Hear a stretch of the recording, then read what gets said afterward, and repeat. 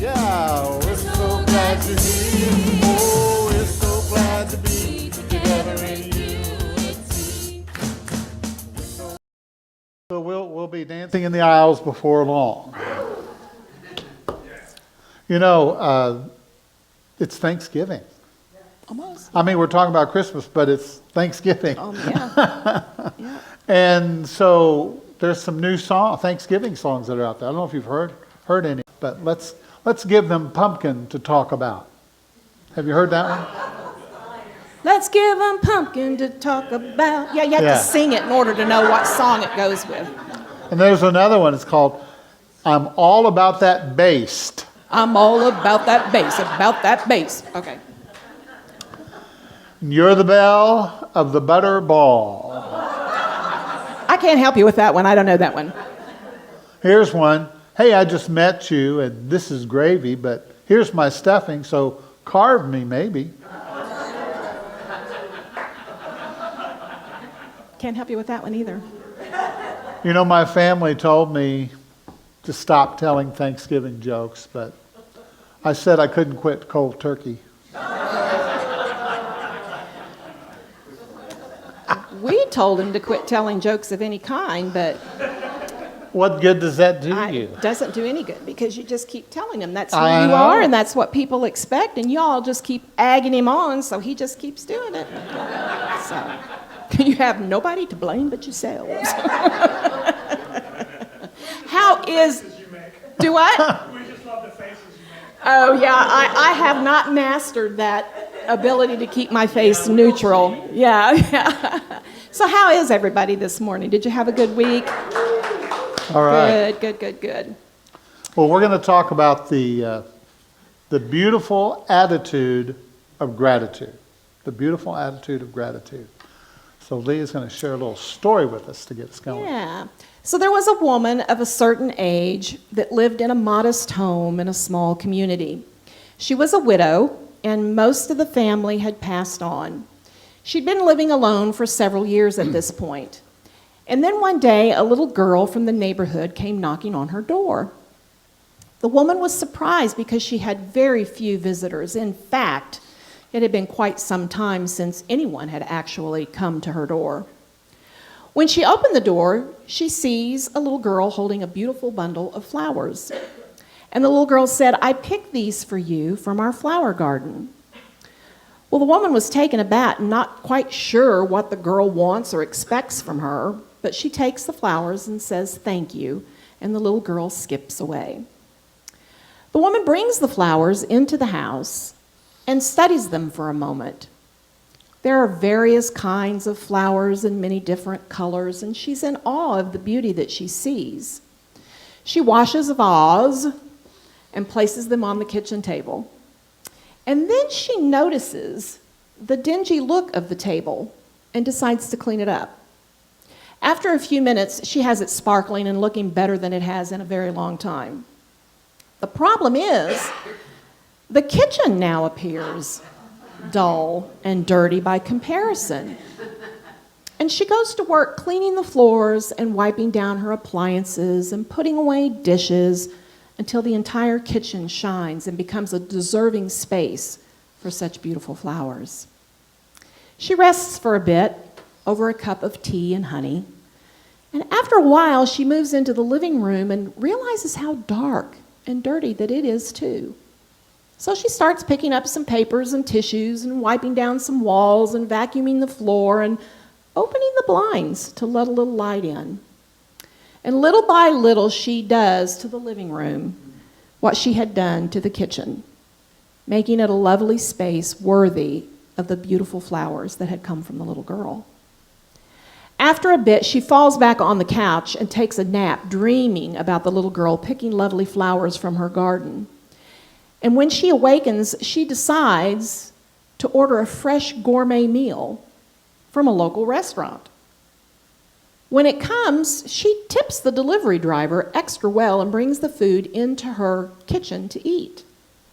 She thoroughly enjoys the food, and it tastes so much better than the prepackaged microwave food that she's become accustomed to. After she puts the leftover food away, she gets up and starts down the hallway and notices what looks like a picture on the wall, but it's so dusty and dirty, she can't see what it is. So she wipes it down and she realizes it's a mirror. Looking in the mirror, she sees herself looking back. "Oh my, look how much I have let myself go," she exclaims. She decides to take a bubble bath and clean up. She puts on fresh clothes and fixes her hair until she can start to see a reflection of the woman that she once was. That's when she gets the idea to leave her home and go looking for the little girl to thank her for the beauty that she brought to her life. The woman makes a vow to herself that she will begin living her life in the way she was always meant to. All from a little girl delivering a bouquet of flowers to her door. Now, there's some lessons from this story that we can learn, right? It's amazing what just a little bit of beauty, when it comes into your life, whether it is flowers, whether it's art, or it is music, whether it's someone that comes into your life and just brings the beauty of a smile or companionship or relationship, you know? Statistics tell us that people are more inclined to be happy in a beautiful environment than in a deteriorating or dull one. And there's something about beauty that connects with the inner spirit that we all possess. And it awakens that life force that is within us. You know, a clean room with the right colors can be very uplifting to a person's mood. Isn't it amazing how these beautiful trees, you know, and the lights just make a difference, you know, and just change the whole atmosphere, change the whole mood. Sometimes just cleaning up a room can change the negative or maybe hardened attitude, the vibrations that have been in the room. Just kind of cleaning it up, you know, makes a difference, doesn't it? Have you noticed that? Mm-hmm. You feel better, things look better, and you have a more positive attitude. Listening to beautiful music and harmonies create this sense of wonder and elation. And you know, we need beauty in our life, don't we? We need beauty in our life. Observing a lovely work of art awakens insight and creativity inside of you. And you begin to think to yourself, a lot of times this is what happens with people. They say, you know, I wonder if I could do that. Or at the very least, if you're like me, I'm not an artist in that sense, but I do admire beautiful art. I love the colors and the various forms of art. And sometimes I could just sit and just look at just some natural, you know, settings, or something that has a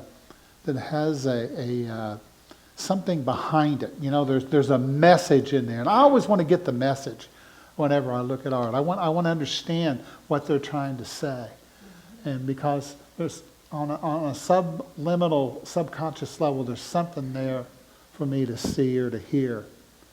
And see, when you realize that beauty is a soul quality, beauty is a quality of the soul, and that is awakened within us through gratitude and appreciation. Let's say that together. Gratitude and appreciation.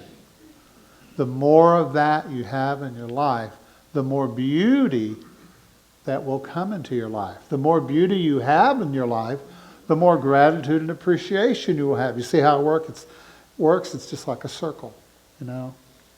And so just because there's beauty all around, though, does not necessarily mean that you notice it.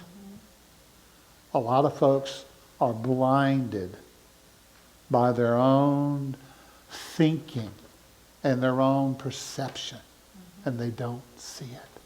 They don't notice the little children that are laughing. They don't notice, you know, when there are things going on around them. They don't see.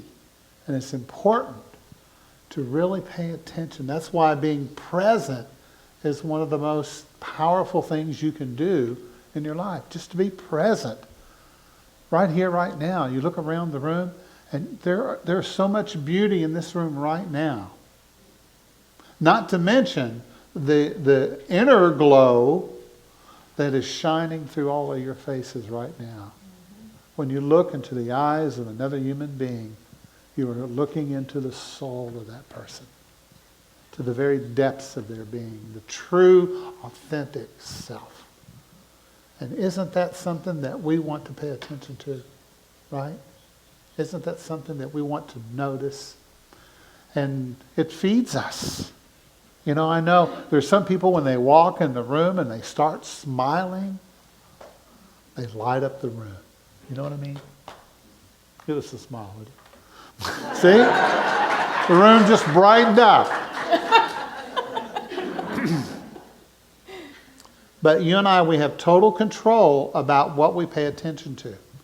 If you're only watching the negative, you know, what is it, CNN, constant negative news? No, I'm just kidding. It's a joke. That's a joke.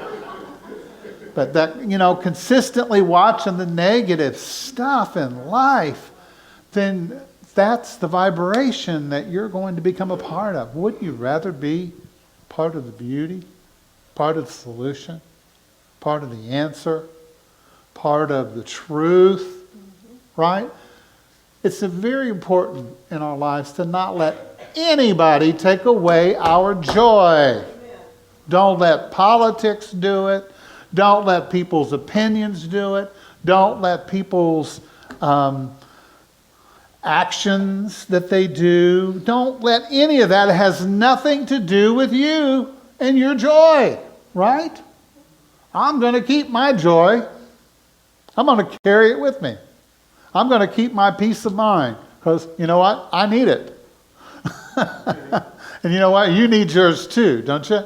So don't let anybody else or any circumstance or any situation, you know, there's going to be things that are going to come up in your life. There's going to be family and friends and people and places and things and this and that and the other that come up, right?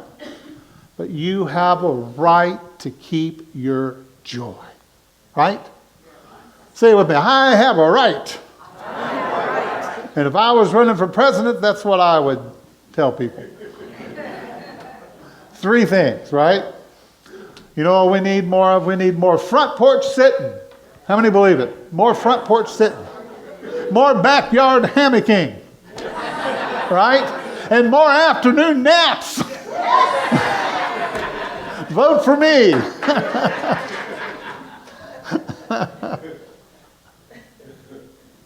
But beauty that is seen, heard, felt, or experienced in some way will always enhance your life if you let it, if you connect with it.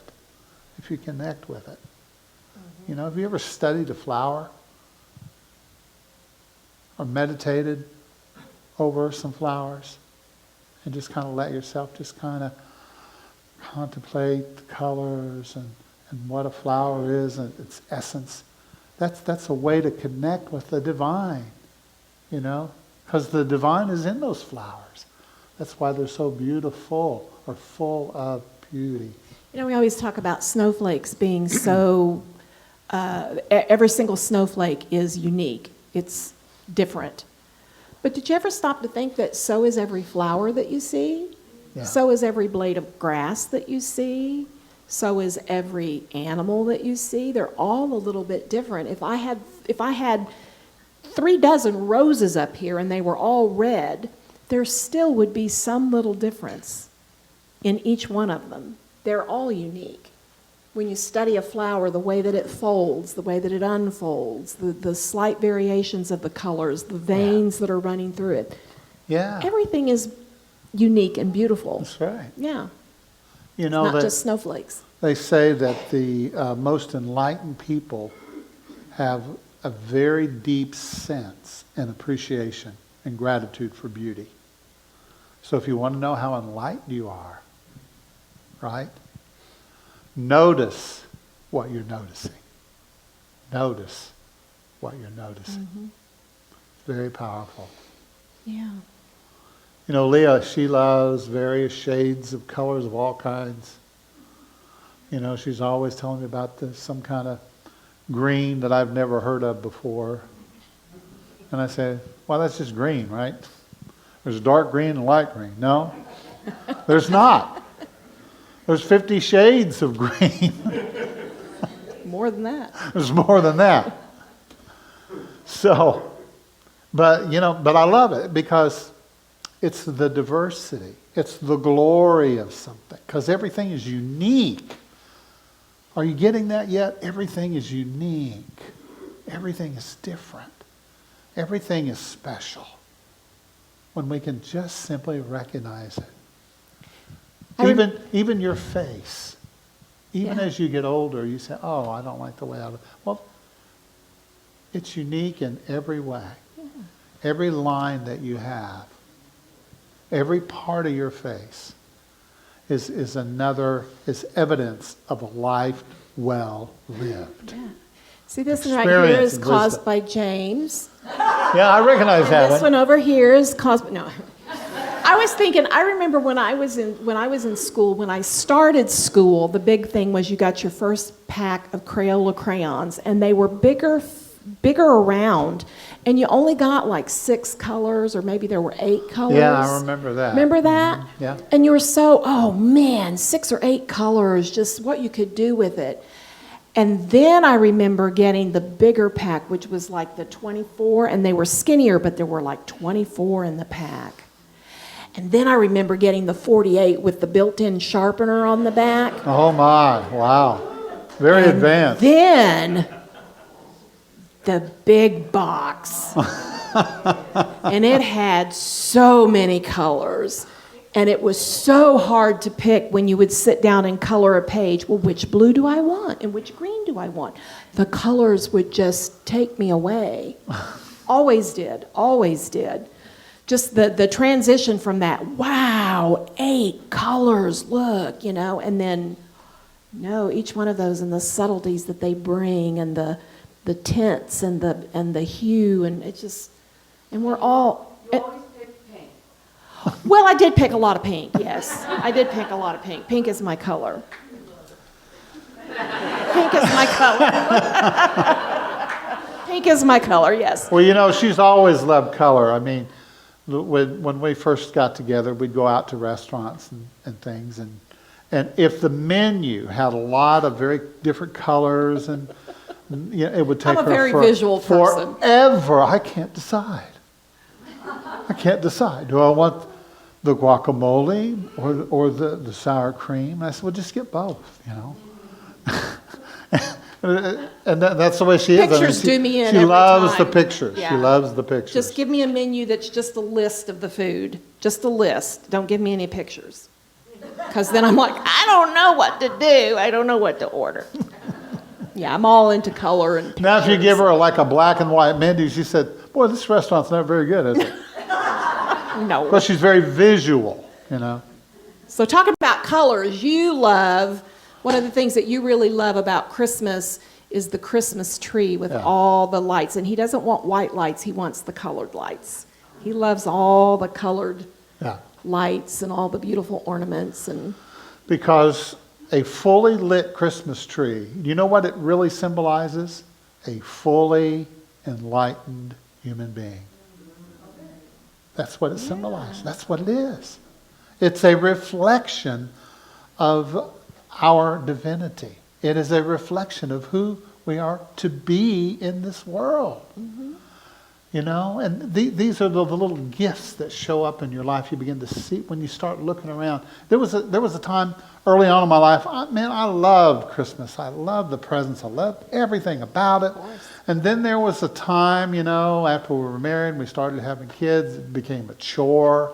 And I felt like some consumer, it was a consumer-driven thing and just like kind of lost a little bit of luster. But then one day, I was sitting there next to the Christmas tree and that revelation came to me about the fully enlightened human being. I said, oh, thank you, Spirit. I see what you're trying to tell us. I see what you're trying to tell me, And that's when I kind of fell in love with Christmas all over again, And I've been one of these Christmas freaks ever since. You kind of had an attitude adjustment. I did. Because our attitude is a settled way of thinking or feeling about someone or something, Yeah. right? We kind of settle into this particular way of thinking or feeling about something, and it's reflected in our behavior. And so when you fall into that, Christmas is just a consumer-driven thing. Right. You become bah humbug. Yeah. Right? Yeah. Bah humbug, just bah humbug. So your constant and consistent frame of mind becomes this attitude that you carry. So if you could take a picture of your mind. Ooh, it started even before I got through the whole thing. What kind of frames in your picture would be revealed? What is your attitude?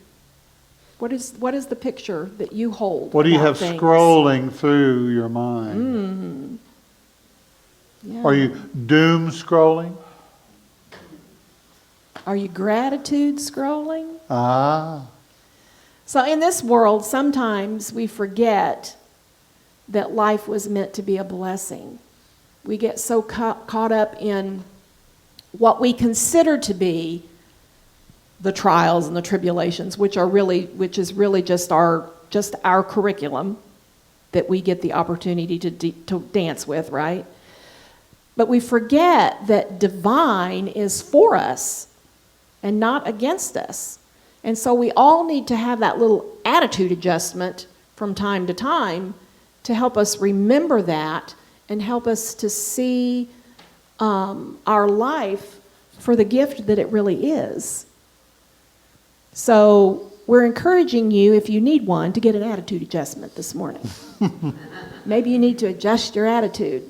I do. Sometimes I just wake up in the morning and I go, boy, I need an attitude adjustment today. What happened overnight, right? It's like you've heard that phrase about waking up on the wrong side of the bed. Yeah. You just have to reframe. You lay back down and you get up on the other side. That's right. Reframe. Okay, what's this all about? I just need to adjust my attitude. I need to adjust my thinking about this. Well, I've got a little something for you to think about. Do you know that in 100 years, strangers will be living in your house? What? That's right. Strange people doing strange things in your house. There's a movie out right now, and I don't really know much about it, but I do know that it has Tom Hanks and the gal from Forrest Gump that are reunited in this movie. And it takes place in the whole movie, I think, takes place in the same location. But it's just about what happens in this location since dinosaurs. I mean, there were dinosaurs in this spot, and then you come along and it's this and it's that, and then here's this family comprised of Tom Hanks and her, and this is life currently. But all the things, I mean, the tree that came down in the yard, how old did you say that tree was, Ron? 142 years. 142 years that tree has been standing in that spot. What kinds of things has that tree seen? Heard. Yeah. How many amazing. bird songs? How many birds? How many birds have nested in that tree? How many squirrels have climbed the tree? How much wind has 142 blown years on worth. the tree? How many times has it, 142 times it's gone through winter, spring, summer, and fall. How many raindrops? How much snow has landed on that tree? Over and over and over. That's why when they come down, be it by nature or be it because for whatever reason they have to come down, it touches our heart and it makes us sad because it's like, gosh, there's a lot of history in that tree. But on the other hand, when you think about it, nothing is permanent. That glass of water that you drink, it's not permanent. You're going to have to drink some more, right? So that's why it's so important to be in the present moment. Be with life. Life is unfolding, consciousness unfolding a little bit at a time, every day, in every way, in so many ways. So many ways. Isn't it beautiful? Isn't it wonderful? I mean, what a gift. And so nobody gets to, it's like you go to one of these sales, where somebody has passed and they're selling all their stuff. And you think about the people who had it, who took care of it, who cleaned it, who you know what I mean, every day that looked at it. But now it's being passed on to somebody else. Because who is the observer? It is that divine in you that is constantly observing it all through you and through me. Think about that. The divine presence in you is observing this whole play, day by day, moment by moment, through the perceptual vision of you. Can you go that deep with me this morning, just a little bit? It's beautiful, isn't it? It's wonderful. Now, gratis is Latin for pleasing or thankfulness. Gratis. And I assume gratis is the root for gratitude. You would assume correctly. I thought so. And I experience that which is pleasant, and I therefore become thankful. Right? Now, Eucharistia is Greek for thanksgiving. The Greek word for charis is grace. Grace. It's a beautiful word, isn't it? And Eucharist is the idea of having soul communion. It's really about soul. We had the emblems, the symbols of communion a couple of weeks ago. And that's just to get us in touch with the soul, right? To go a little deeper than just eating crackers and drinking juice, right? To go deeper and to find that and to touch that grace inside. Because once you touch the grace, that's the beauty. That's the beauty. Yeah. There were 9 daughters of Zeus who were the graces. And they all had beautiful gifts that they give. And once you touch that grace inside of you, you have gifts.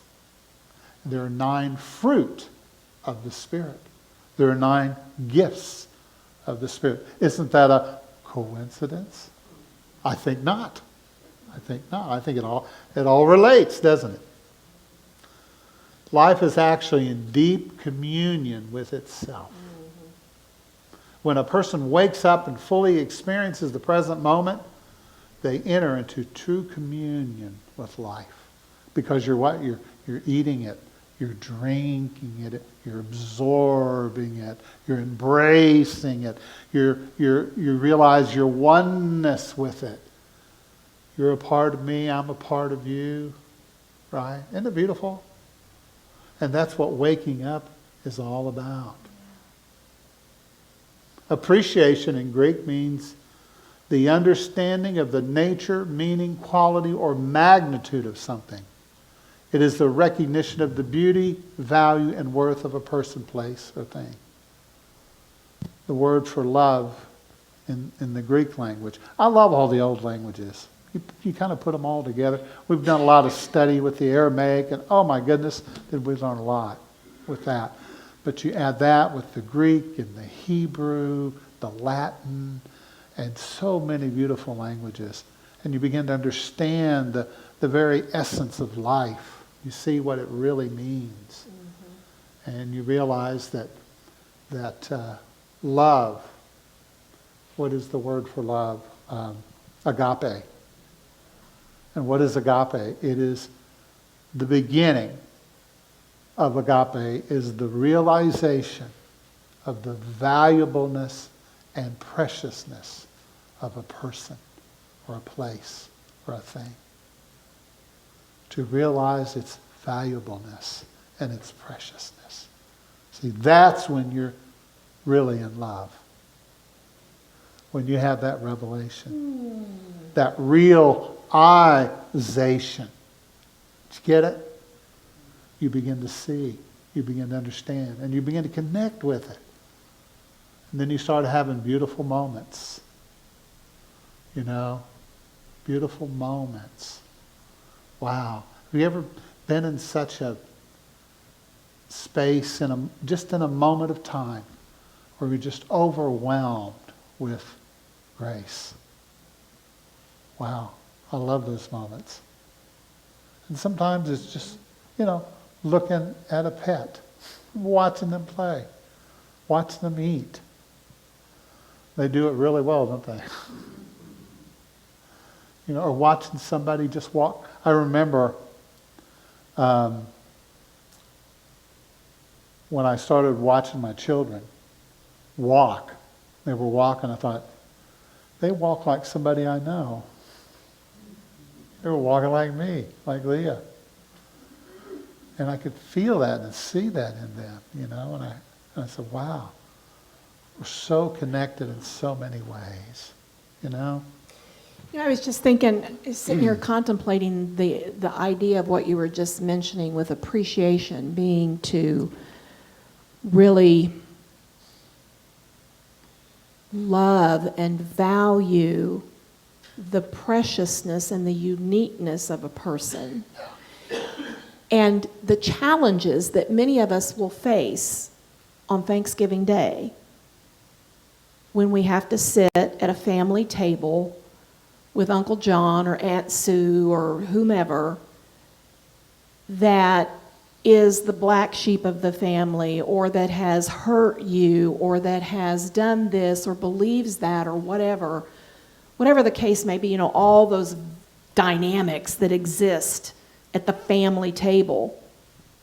To be able to sit in that space and see beyond that family dynamic to the individual and to appreciate, Aunt Sue has her difficulties, but man, can I appreciate how she gets up every day and she meets the day with courage and with strength. Man, can I appreciate how she taught her children X, Y. Man, can I to be able to sit in that place of seeing beyond and tap into that appreciation. Everybody's life is difficult. Everybody's had their challenges. Aunt Sue, Uncle Tom, whomever it is, they've all had their hurts, their things that they've dealt with that they're bringing to that family table too. And just be able to sit in that place of appreciation, let all the rest of it go. Except for Sheila. And she's always been perfect. No. And just to be able to really move into that place of appreciation for all that they have been through could be a very valuable tool for you on Thanksgiving. Yeah, Just saying. It's affirming life instead of affirming death and affirming through criticism and through judgment. Can you imagine you have this powerful brain.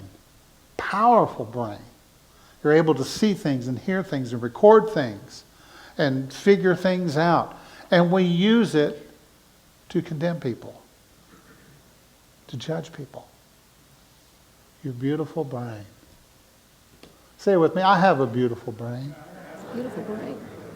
Well, you know what we're doing when we're sitting in appreciation of these people that we have found to be difficult is we're actually experiencing healing on some level.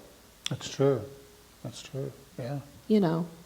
So it's good practice. It's good for us. 1 Thessalonians 5:16-18 says, rejoice always. How often? Always. Pray continually. Give thanks in all circumstances. For this is God's will, or God's best for you in the Christ.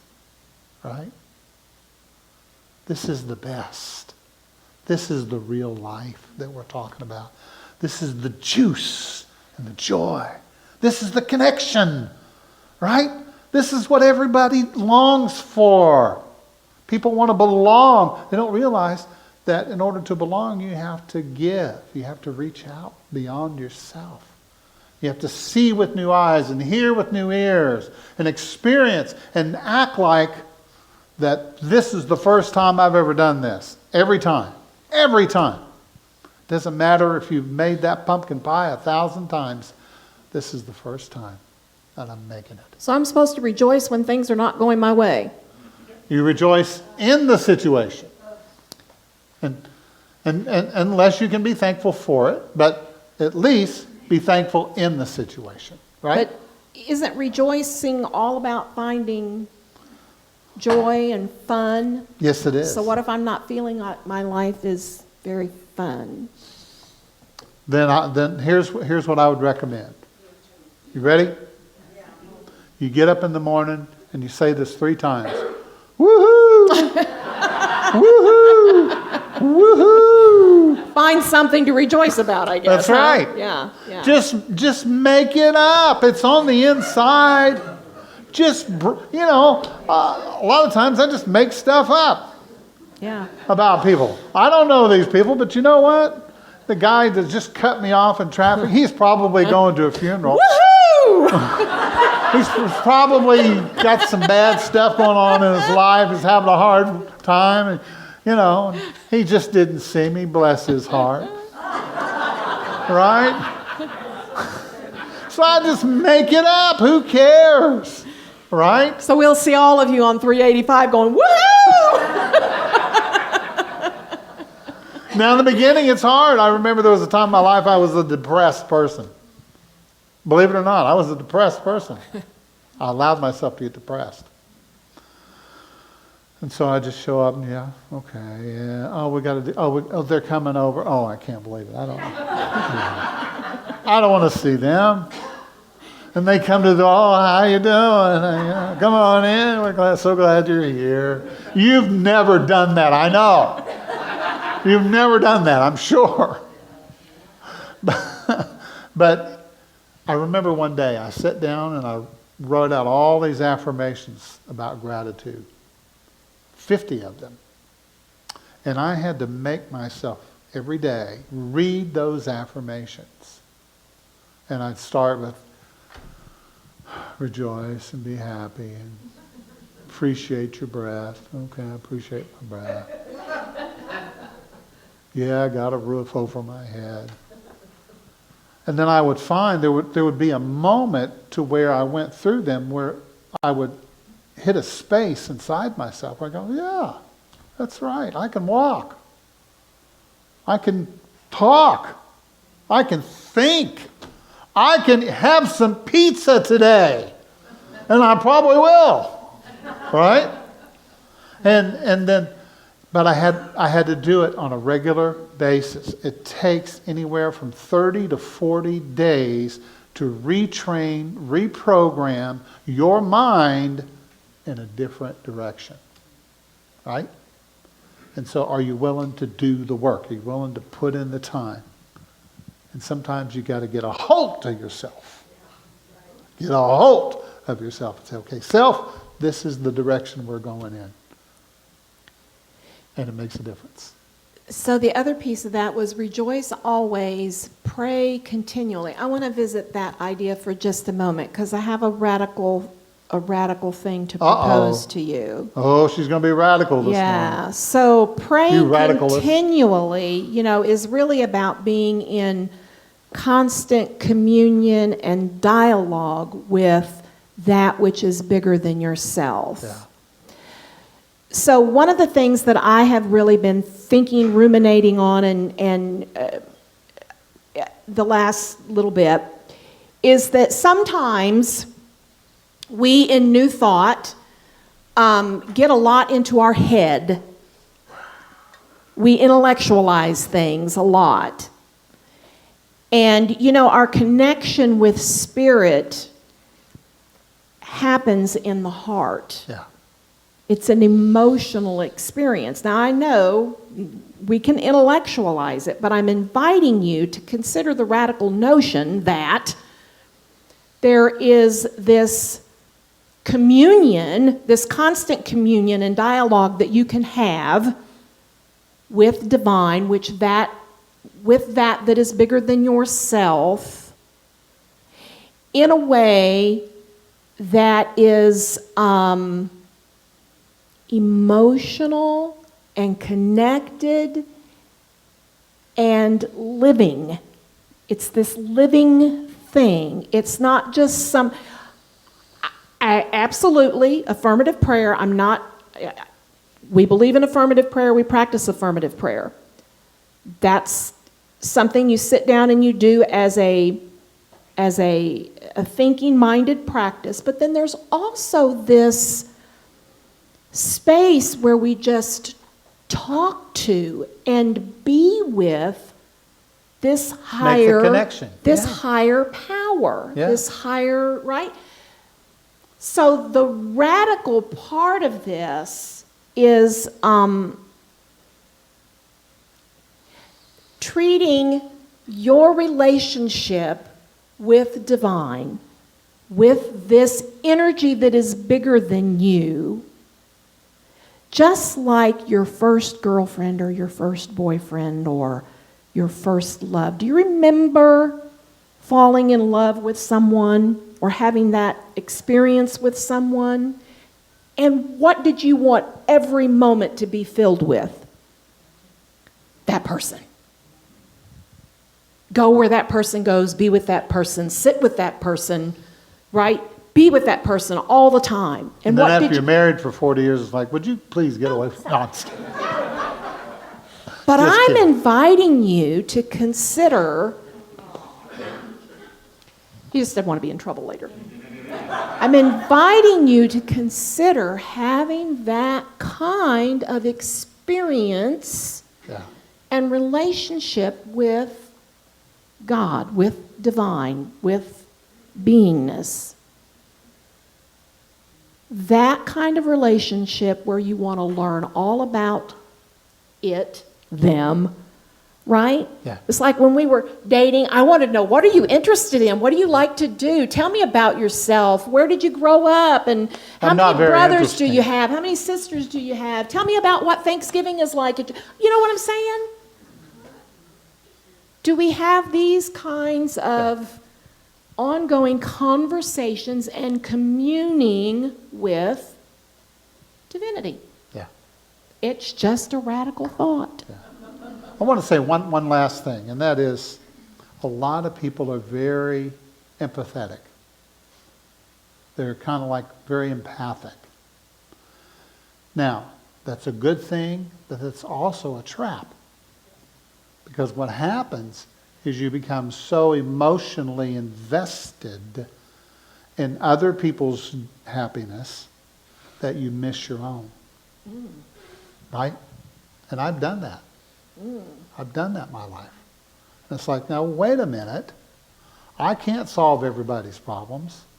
I can't fix it for everybody. You know, I can't even make my cat do what I want it to do, you know? So there is a point to where you just have to let people make their own choices, live their own life, and struggle through their own situations. And I know that's hard for an empath because I want to fix the world. Why is the world? Well, if you go through your life like that, you will be overwhelmed, right? Ask me how I know. Let's just be blunt with those people who want to fix the world. Hey, It's not your job. that's right. It's not your You job. must resign from the CEO ownership of the universe if you want to be happy. Now, if you don't want to be happy, and you always want to be in the misery, or here's what I've discovered. In the scriptures it says one person can bring enlightenment to 1,000 people. One person. 2 people can bring enlightenment to 10,000 people. And it just goes from there. Right? So, would you rather work on yourself and become that beautiful being of light and raise consciousness and raise all boats? Or do you want to be Mr. and Miss Fix-It out there with the hammer and nail every day trying to nail people down? And they don't want you to. That's what I've discovered. A lot of folks, they don't want you to fix their problems. They kind of like them sometimes. Not always. Not always. But there's some people that kind of enjoy their problems. So, okay, we'll have some more of that then. Right? The Sufi poet Rumi said, "Wear gratitude like a cloak, and it will feed every corner of your life." Beautiful. Yeah. Yeah. Oprah Winfrey said, "True forgiveness is when you can say, 'Thank you for that experience.'"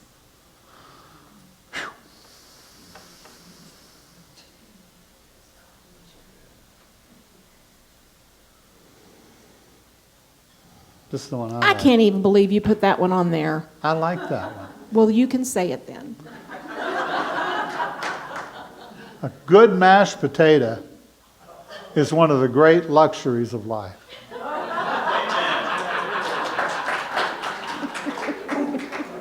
Lindsay Barham. Isn't that beautiful? Have you ever seen a beautiful bowl of mashed potatoes?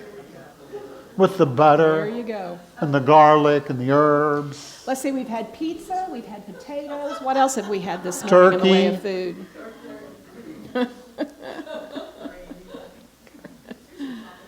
The turkey, the sweet potatoes, the stuffing, the pumpkin pie. Is there anything else we can all agree on so vehemently about? I don't think so.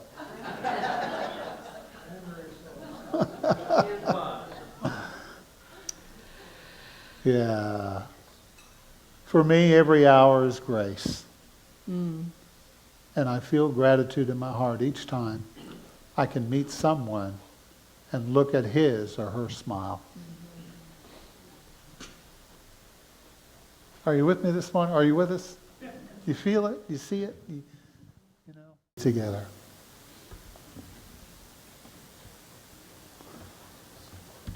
Remember, there's only one being in this room.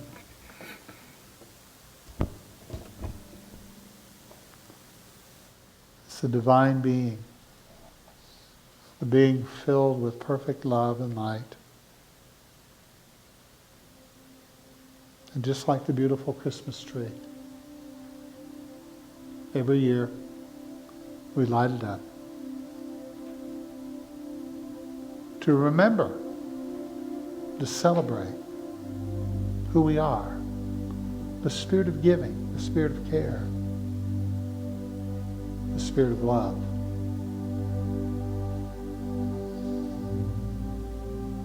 And this beautiful holiday called Thanksgiving. Very deeply spiritual when you think about it. I have so much to be grateful for. I'm here today. I get to enjoy these beautiful beings all around me.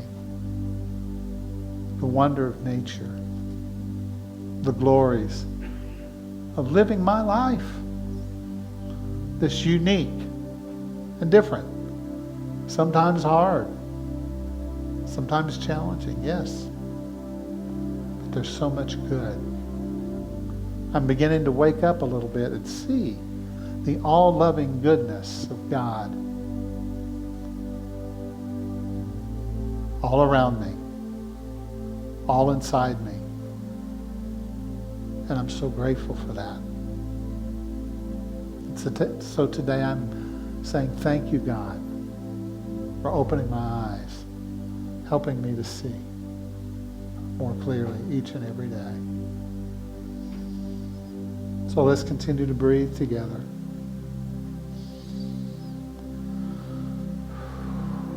Peace be with you this morning. Peace be with you, in you, around you. Notice it, invite it in, walk with it. Contemplate it. Think about it. It's always there. So much beauty. So much good. If you know of someone that you would like to pray for and hold in this moment, I invite you to bring them into your consciousness, into your awareness. Maybe someone you know is suffering. They're going through a tough time. Just bring their image into this moment. And then just wrap your spirit arms around them and just hold them for just a moment. Hold them close. And tell them it's going to be okay. They're going to get through. They're going to make it. They're going to make it. Maybe you need that assurance this morning. But just know that the divine is holding you right now and giving you a big warm hug, saying, I love you, you're mine, and I am yours.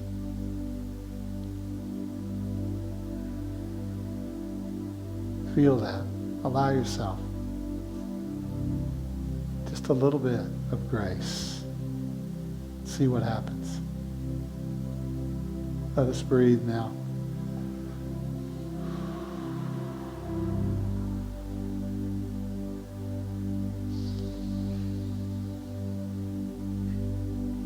In my awakening,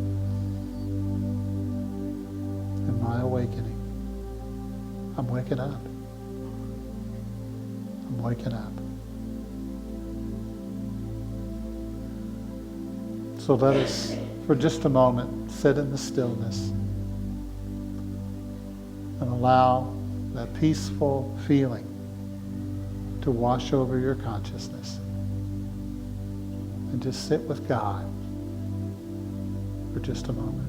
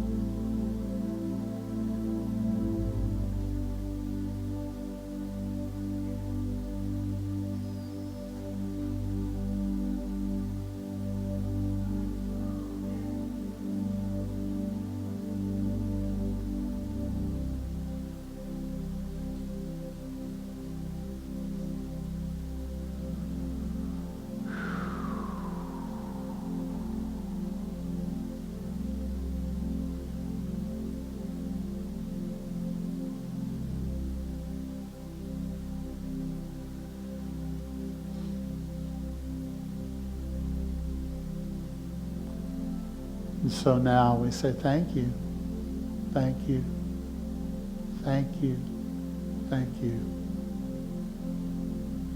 and amen. So it is.